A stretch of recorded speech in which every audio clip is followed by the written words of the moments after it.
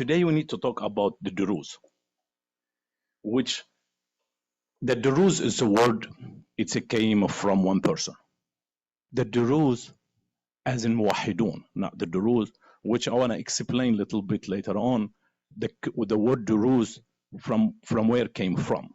The Druze faith, or actually Al-Muwahidin faith, it's delivered to the people again. I'm saying again, because every time our prophets came back, actually it's not even came back.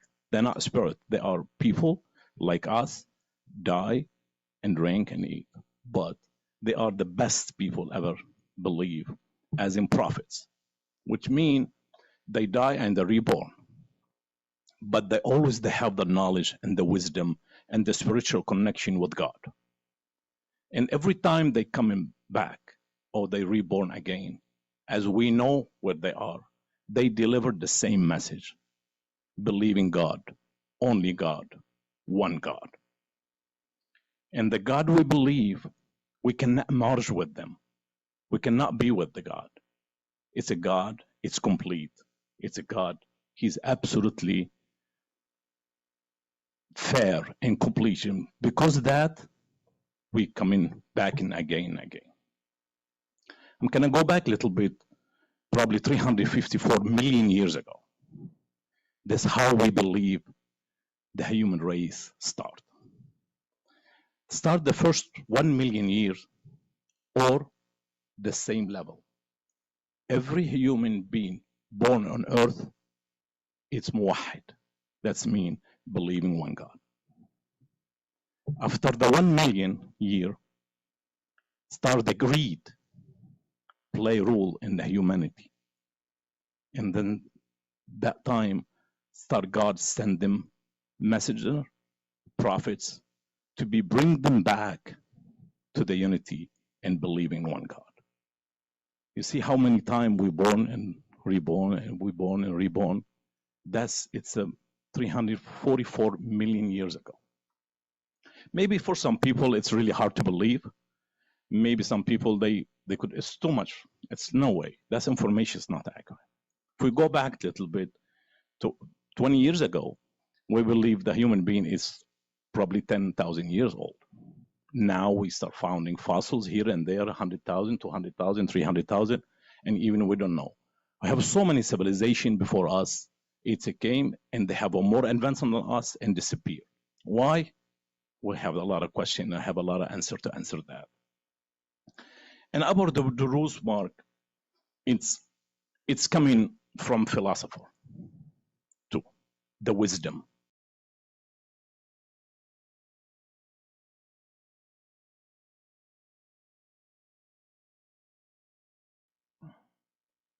We are a strong community. We're a very strong community. We're bonding together. We hold responsibility to each other and the people we know too. We divide as a spiritual two part.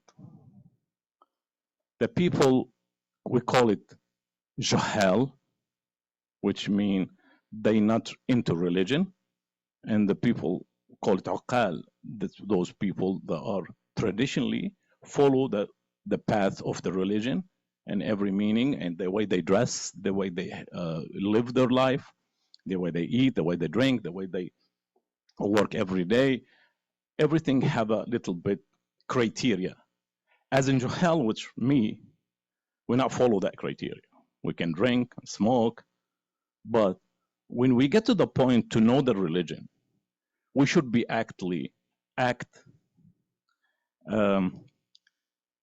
responsible.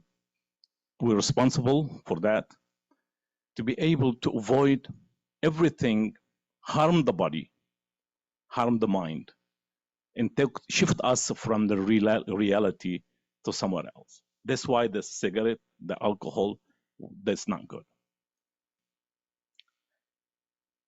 In a reincarnation, we call it at-taqammus. At-taqammus, a word coming, it's taqammasa. It's mean it's took another body. That's mean taqammus. In the Taqammus, they have a one word, we'll come into it, called nutq. And nutq, the first word baby or anybody said, it's called nutq. That's mean the person who taqammas, that's mean reincarnate from the past life to the new body. That's, we call it taqammasa, and that's mean the soul came back to this new body. We have a lot of documentation.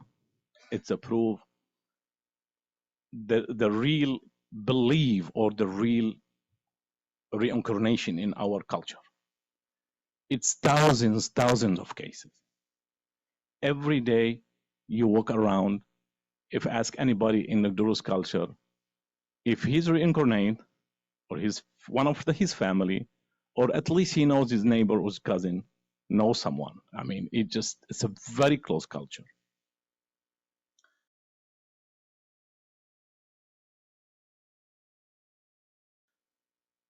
When they said here we emerge from the Fatimiyin, the Hakim bi Amrillah, he was representing the God on earth. As a Muwahhidun, we see him as a pictures represent God on earth. And he was delivering our faith. With his assistant, they call Hamza bin Ali. He's the mind of our belief. They were trying to spread the Tawheed everywhere.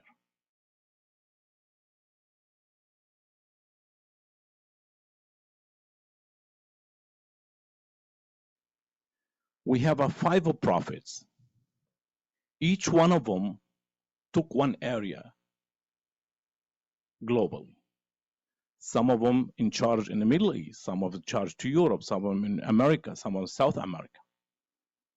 That it's already, we know that, and we know who came to us and who would travel somewhere else. And of course, they need assistance. They need someone to spread the word and spread that tradition. They chose 40,000 messengers in that time, 11th century in Egypt. The 40,000 messenger, they send them everywhere. Go spread, because that's reality. If God one day you want to judge us and tell us why you behave this, I cannot tell him I didn't know about it. I don't have no excuse I didn't know about it. From the 40,000, imagine your hand, it's the fingers is not the same. Some of the 40,000, which one of them called Nashtakin ad-Darazi. He's the one, they give us that, what they call the nickname. When he went to the Middle East, he started promoting, or actually the faith to himself as in God. That time we know about the Druze. And they send someone, they kill him. They wipe him out. But still, that's what they call labeling as Druze came from him. And after that, everybody knows us as Druze. Those people, it's become some really valuable. They said that we don't want anybody coming to our area and our bloodline and just change it. We need to keep that in small culture. That's why we're forcing this kind of tradition. Maybe they're afraid. But in our book on the wisdom, they have one sentence called, say, if you get to the problem you couldn't understand, get back to your mind first. Get back to your mind as our prophet. We call it Mulay al-Aql. And if that even get to the universal mind, we call it al-Aql al-Kulli. The universal mind, it's spiritual exist. the mind, he's the leader, and he's become a first of his brothers. There's always they come five as a brothers together. Sometimes they come the youngest brother and tell my brother coming, and he have a more profit and try to deliver the message every time he exists on with the group, and they start promoting. The second, we call it the soul, the connecting divine with mind. Expression of the divine for the spiritual understanding. The word mean the kalima, al-kalima. That's the first thing a person speak when a child called al-kalima. We have the present, and the present, it's the advance. They come first, and the forward come last. But I want to make sure something everybody understand. The five exist, are human, have a spirit, have a soul, flesh and blood.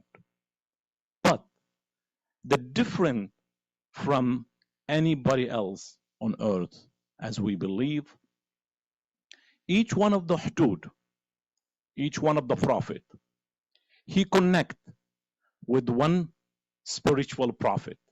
It exists upstairs.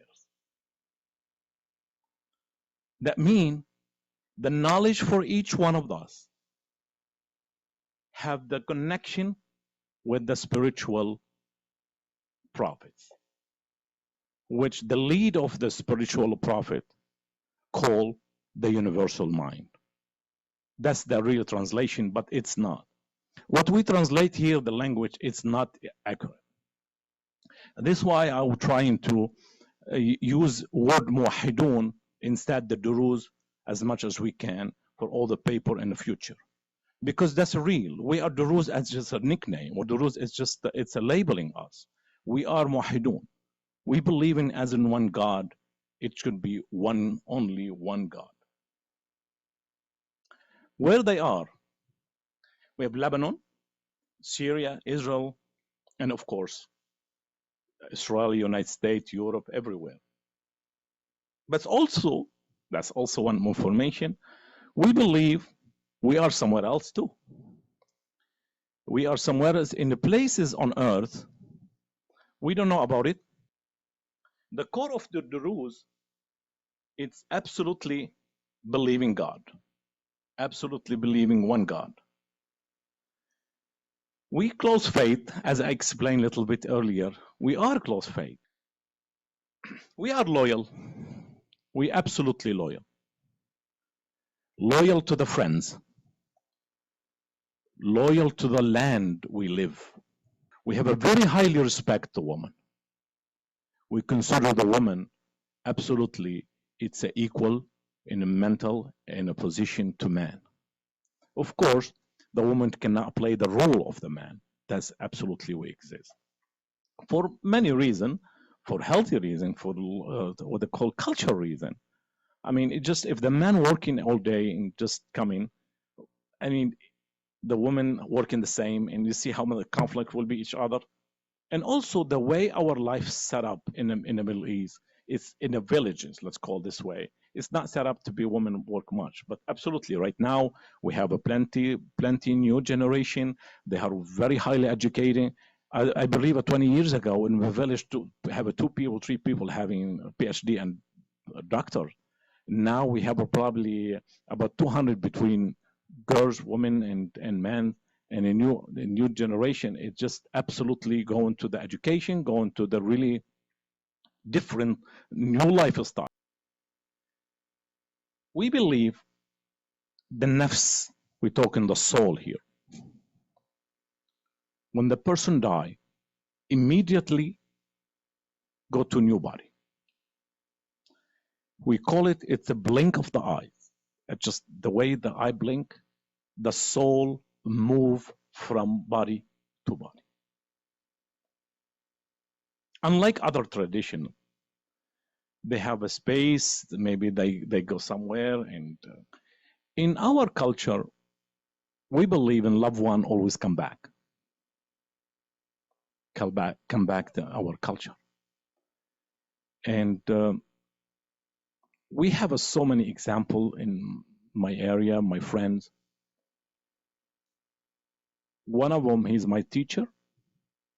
He was his uncle in a previous life. He had the same mentality.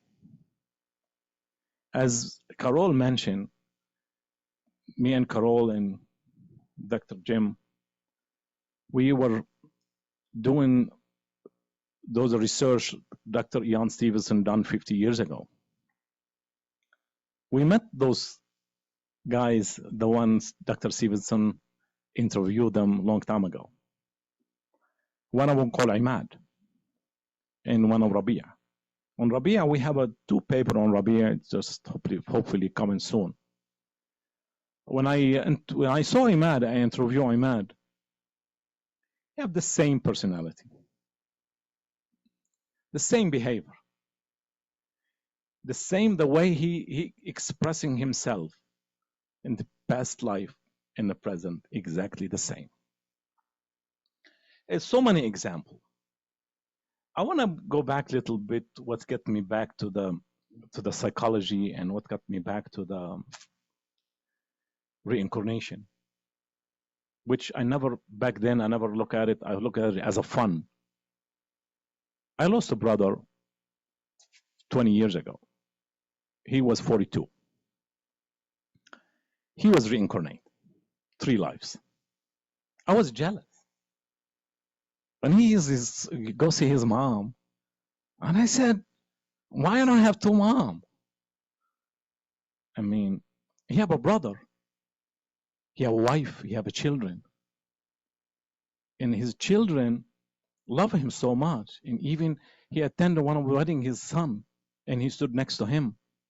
I witnessed that beautiful. It was his brother. It was 15 years ago. His name Rafiq. He was in Africa. The time he died. I'm talking the past life, not the present. And he came from Africa, and he knows his brother born in my village. He came straight away to my village. And as soon he walked from the door, I just remember he looked at him like that. I mean, he's older, 2 years or 3 years older than me. You know. He said, my brother Rafiq. His brother, he was drop dead. He was chill. And the way he identified his mom, his life, he always said to my dad, this is my village. Every time they cross that village, my dad ignored. Afraid, still people not having knowledge how to deal with the kind of stuff. They're afraid about the child to have a little bit some kind of memory loss or some kind of problem. It will affect his personality or his behavior. My father ignored that. One time we have a funeral in our village. His mom, previous life, going to the village. He saw her driving in a car. He ran to the car. He said, you my mom. The mother, she was so absolutely stunned and speechless. Who's your dad? He said, that's my dad, live there. I said, can you take me to your house? He walked in front of her. He entered our house.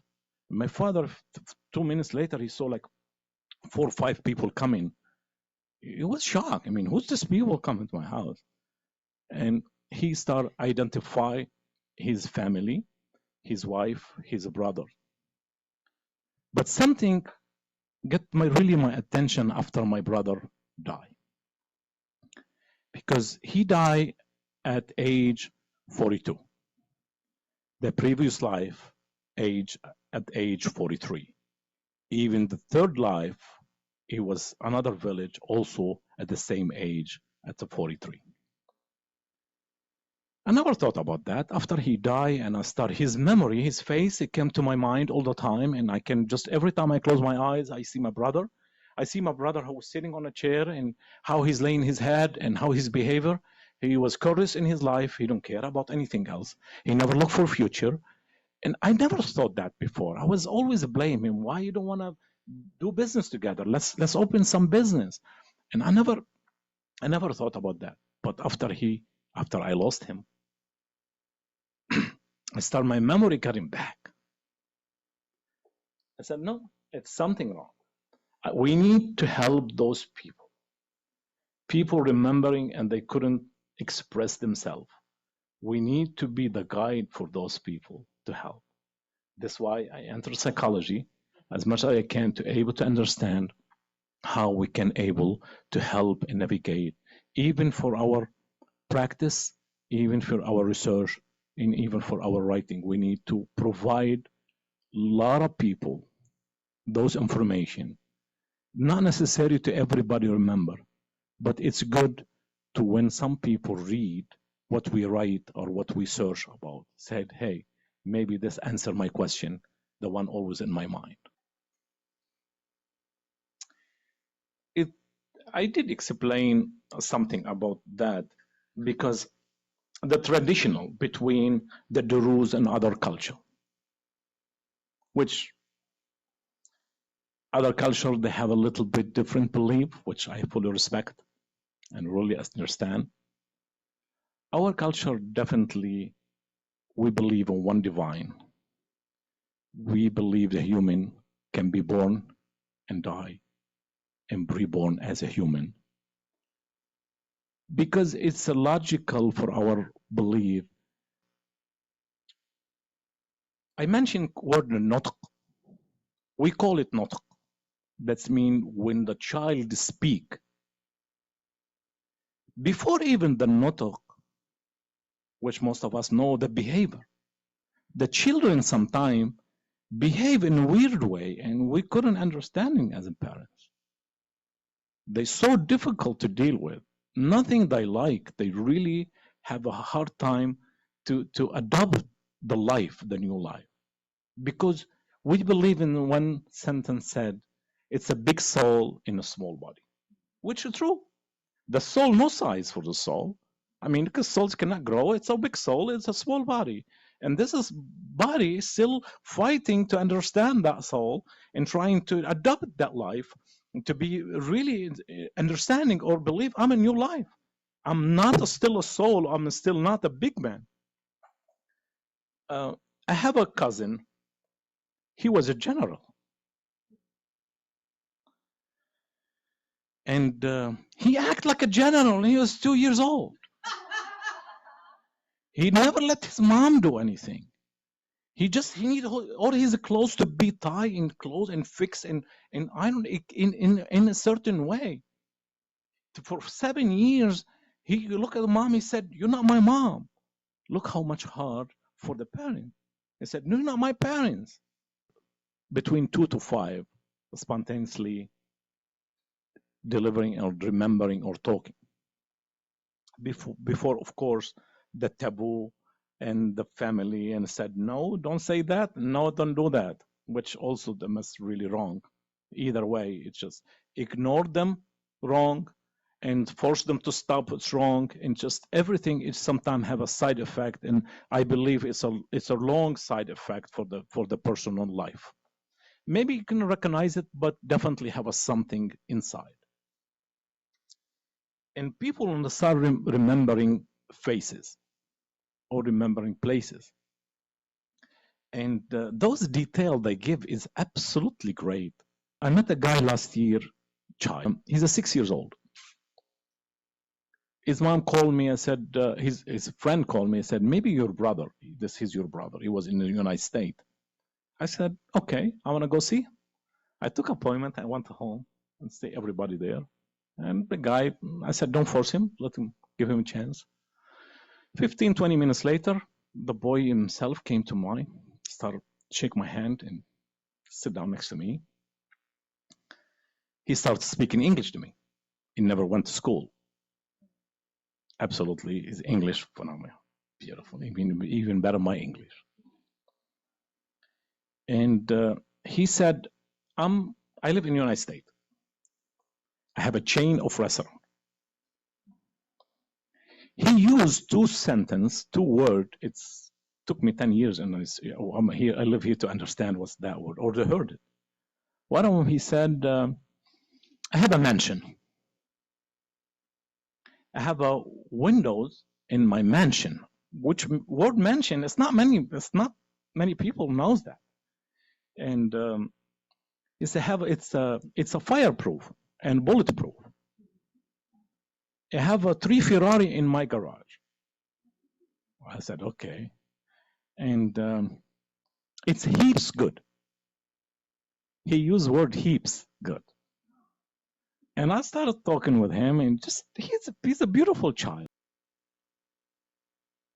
We have a really believe. We always we mention it with each other.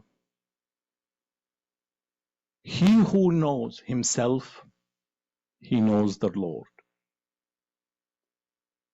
Of course, because if you're able to connect with yourself, you're able to understand yourself, you're able to connect to the Lord.